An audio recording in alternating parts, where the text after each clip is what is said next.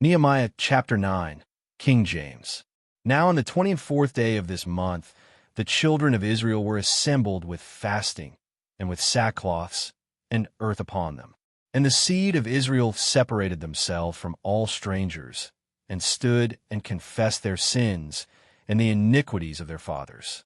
And they stood up in their place, and read in the book of the law of the Lord their God 1/4 part of the day, and another 4th part they confessed, and worshipped the Lord their God. Then stood up upon the stairs of the Levites, Jeshua, and Bani, Kadmiel, Shebaniah, Buni, Sherebiah, Bani, and Chenani, and cried with a loud voice unto the Lord their God. Then the Levites, Jeshua, and Kadmiel, Bani, Hashabniah, Sherebiah, Hodijah, Shebaniah, and Pethahiah, said, Stand up and bless the Lord your God forever and ever. And blessed be thy glorious name, which is exalted above all blessing and praise. Thou, even thou, art Lord alone. Thou hast made heaven, the heaven of heavens, with all their host, the earth and all things that are therein, the seas and all that is therein, and thou preservest them all, and the host of heaven worship thee. Thou art the Lord the God, who didst choose Abram, and broughtest him forth out of Ur of the Chaldees, and gavest him the name of Abraham, and foundest his heart faithful before thee, and madest a covenant with him to give the land of the Canaanites, the Hittites, the Amorites, and the Perizzites, and the Jebusites, and the Girgashites, to give it, I say, to his seed, and hast performed thy words, for thou art righteous, and didst see the affliction of our fathers in Egypt, and heardest their cry by the Red Sea, and shouldst signs and wonders upon Pharaoh, and on all his servants, and on all the people of his land. For thou knewest that they dealt proudly against them. So didst thou get thee a name, as it is this day. And thou didst divide the sea before them, so that they went through the midst of the sea on the dry land. And their persecutors thou threwest into the deeps, as a stone into the mighty waters. Moreover, thou leddest them in the day by a cloudy pillar, and in the night by a pillar of fire, to give them light in the way wherein they should go. Thou camest down also upon Mount Sinai, and spakest with them from heaven, and gavest them right judgments, and true laws, good statutes, and commandments, and madest known unto them thy holy Sabbath, and commandedst them precepts, statutes, and laws, by the hand of Moses thy servant, and gavest them bread from heaven for their hunger, and broughtest forth water for them out of the rock for their thirst, and promised them that they should go in to possess the land which thou hadst sworn to give them. But they and our fathers dealt proudly, and hardened their necks, and hearkened not to thy commandments, and refused to obey, neither were mindful of thy wonders that thou didst among them, but hardened their necks, and in their rebellion appointed a captain to return to their bondage.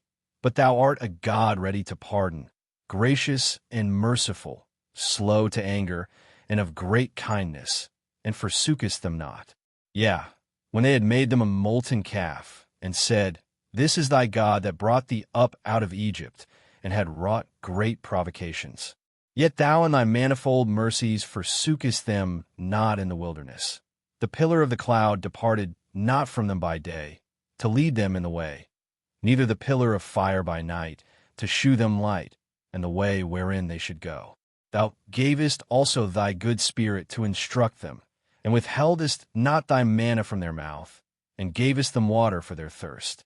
Yea, 40 years didst thou sustain them in the wilderness, so that they lacked nothing. Their clothes waxed not old, and their feet swelled not. Moreover, thou gavest them kingdoms and nations, and didst divide them into corners. So they possessed the land of Sion, and the land of the king of Heshbon, and the land of Og king of Bashan. Their children also multipliedst thou as the stars of heaven, and broughtest them into the land, concerning which thou hadst promised to their fathers, that they should go in to possess it. So the children went in and possessed the land, and thou subduedst before them the inhabitants of the land, the Canaanites, and gavest them into their hands, with their kings and the people of the land, that they might do with them as they would. And they took strong cities and a fat land, and possessed houses full of all goods, wells digged, vineyards and olive yards, and fruit trees in abundance. So they did eat, and were filled, and became fat, and delighted themselves in thy great goodness. Nevertheless they were disobedient, and rebelled against thee, and cast thy law behind their backs, and slew thy prophets which testified against them to turn them to thee, and they wrought great provocations. Therefore thou deliveredst them into the hand of their enemies, who vexed them. And in the time of their trouble, when they cried unto thee, thou heardest them from heaven. And according to thy manifold mercies thou gavest them saviors, who saved them out of the hand of their enemies. But after they had rest, they did evil again before thee. Therefore leftest thou them in the hand of their enemies, so that they had the dominion over them. Yet when they returned, and cried unto thee, thou heardest them from heaven, and many times didst thou deliver them according to thy mercies, and testifiedst against them, that thou mightest bring them again unto thy law. Yet they dealt proudly, and hearkened not unto thy commandments, but sinned against thy judgments, which if a man do, he shall live in them winky face, and withdrew the shoulder, and hardened their neck, and would not hear. Yet many years didst thou forbear them, and testifiedst against them by thy Spirit and thy prophets. Yet would they not give ear. Therefore gavest thou them into the hand of the people of the lands. Nevertheless, for thy great mercy's sake, thou didst not utterly consume them, nor forsake them. For thou art a gracious and merciful God. Now therefore, our God, the great, the mighty, and the terrible God, who keepest covenant and mercy, let not all the trouble seem little before thee, that hath come upon us, on our kings, on our princes, and on our priests, and on our prophets, and on our fathers, and on all thy people, since the time of the kings of Assyria unto this day. Howbeit thou art just in all that is brought upon us, for thou hast done right, but we have done wickedly. Neither have our kings, our princes, our priests, nor our fathers kept thy law, nor hearkened unto thy commandments and thy testimonies, wherewith thou didst testify against them. For they have not served thee in their kingdom, and in thy great goodness that thou gavest them, and the large and fat land which thou gavest before them. Neither turned they from their wicked works. Behold, we are servants this day, and for the land that thou gavest unto our fathers to eat the fruit thereof, and the good thereof, behold, we are servants in it. And it yieldeth much increase unto the kings whom thou hast set over us, because of our sins. Also they have dominion over our bodies, and over our cattle, at their pleasure, and we are in great distress. And because of all this we make a sure covenant, and write it, and our princes, Levites, and priests seal unto it. Commentary. Nehemiah Chapter 9 is a sweeping prayer of confession and remembrance.